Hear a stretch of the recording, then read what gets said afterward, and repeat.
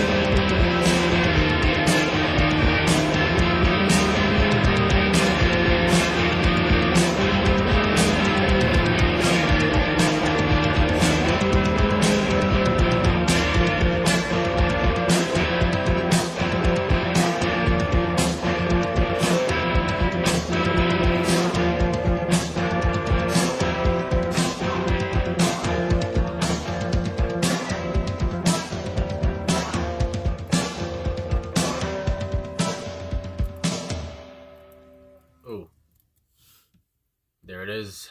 Joy Division and Dead Souls. And like with any Joy Division song you're going to listen to, it's probably going to be dark, it's going to be haunting, it's going to be intense, and this is no exception here. I love the intense soundscape the band creates here. I love Stephen Morris on the drums. There's always, I mean, I always call it like an echo on his drum set anyway, and how he finished off the song here almost reminded me in some way of like She's Lost Control. I don't know why, maybe it's just that's just because She's Lost Control is my favorite Joy Division song. I don't know. But, and from the get-go, too, with the guitar work, I was kind of rolling my head in a circular motion. Just, I don't know why I got like a circular guitar kind of sound going on here. But obviously, Bernard Sumner and Peter Hook are great at what they do. Peter Hook has always played his bass like it's a lead instrument. Almost in a way, it reminds me of like Ricky Wilson from the B-52s. The bass never took a back seat, really. And he and Bernard were always just spectacular together. And like I said, Bernard has that kind of edgy, those, I don't know,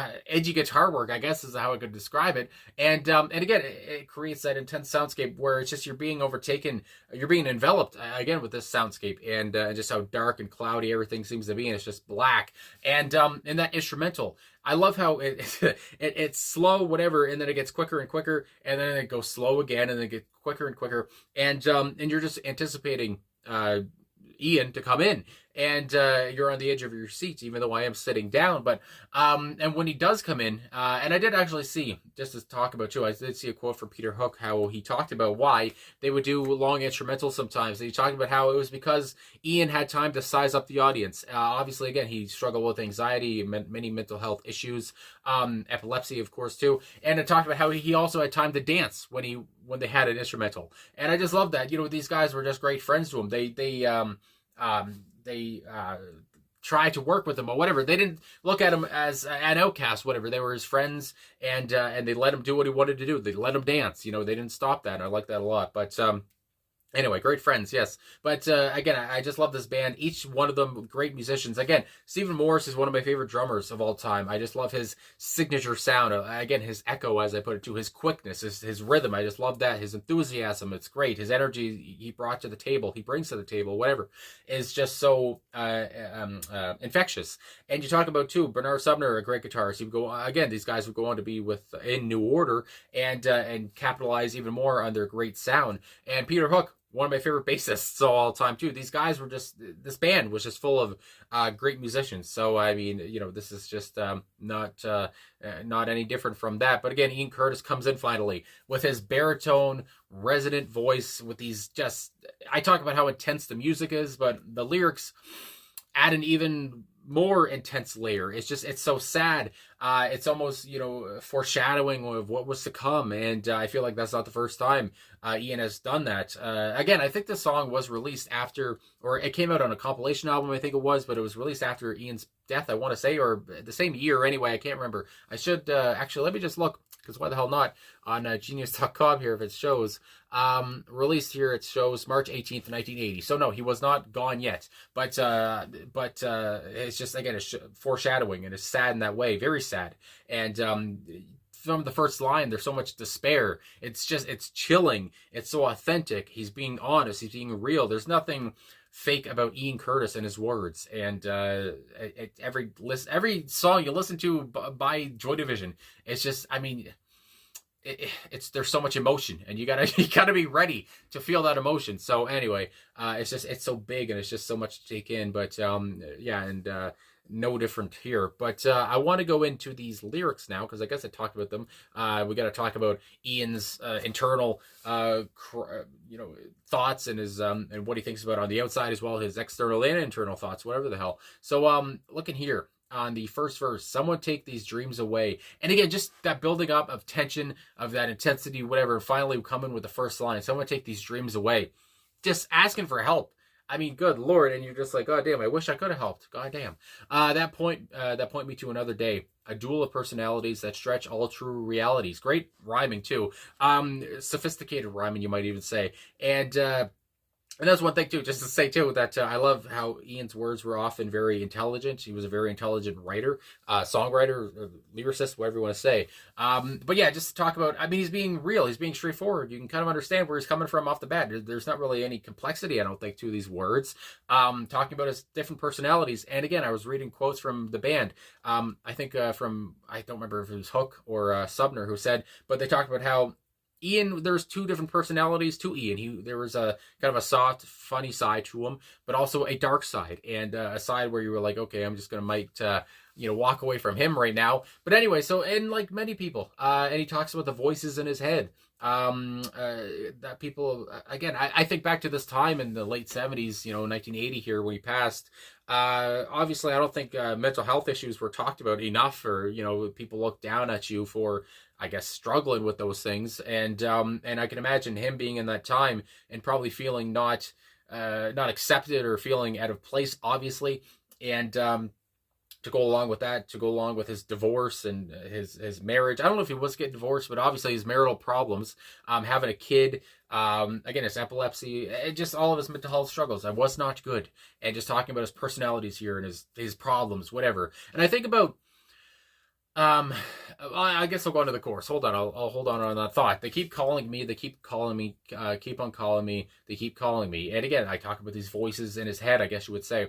And you go on, where figures from the past stand tall, and mocking voices ring the halls, imperialistic house of prayer, conquistadors who took their share. Again, very poetic, very, like I said, intelligent, but very deep as well, and prophetic, you might even say too. But I talk about, what I wanted to talk about was his talking about these voices, and almost like maybe some of these voices were saying, stay, don't go away, don't end your life, you might say. But again, maybe it seemed like he wanted to give up at points. So there's dueling voices, yes, like you talked about, a duel of personalities. I don't think it was all just bad, like negative stuff. There might have been some positive voices there too. That, again, wanted him to say, but at the same time, he did not want to. So it's just, a big dichotomy of what was going on here, and a big, it's more complex, I think, than just on the surface or whatever, or just saying, oh, it was all just negative voices or whatever the hell. But anyway. And then talking about prayer here, talking about conquistadors, and I just love to hear him say the word conquistador. I mean, my God. Anyway, and then you go on, and again, I guess comparing these things to that, conquistadors who took their share. They keep calling me, they keep calling me, keep on calling me, they keep calling me. And again, I'd like to talk about, he's reaching out for help here. It just sounds so sad. It sounds so depressing. It's so full of despair, and I can't even imagine what the band, or if the band even thought about what these words meant at the time. I think there was a video actually I watched before where they talked about, no, we didn't really, we didn't read the words at the time when he was alive and think, oh, he's going through a lot of stuff. They probably knew he was, but you just never know how deep that runs. And when you look at these words, maybe you're just thinking, oh, he's getting it off his chest here, but obviously he was struggling a lot. Anyway, they keep on calling me, and more of the same. And then the refrain to end it off, calling me, and then the chorus actually to end it off, they keep calling me, and that's just that repetition. And the repetition fits here. I think it adds emphasis to these voices and to his problems here, of just wanting these voices to probably go away. Even still, if there was some voices in there that maybe were positive or whatever, he didn't want to hear any of it, I feel like. And yeah, they keep on calling me, I don't know, calling me to, calling me home, whatever it is. But either way, obviously this all had a big effect on his mental health, and on his behavior, and on his end. So, it's always a hard listen. It's always a difficult listen to listen to Joy Division. I mean, my God. But again, these guys were at the top of their game, and just together for like 2 years or whatever it was. And I mean, they didn't have time to write a bad song. So anyway, I guess that's all I gotta say. So thanks for watching. Thanks for liking, subscribing, commenting, all that stuff. Really appreciate all the support. Finally came back to Joy Division, and it was a dark treat. So anyway, thanks again. I'll talk to you guys again soon.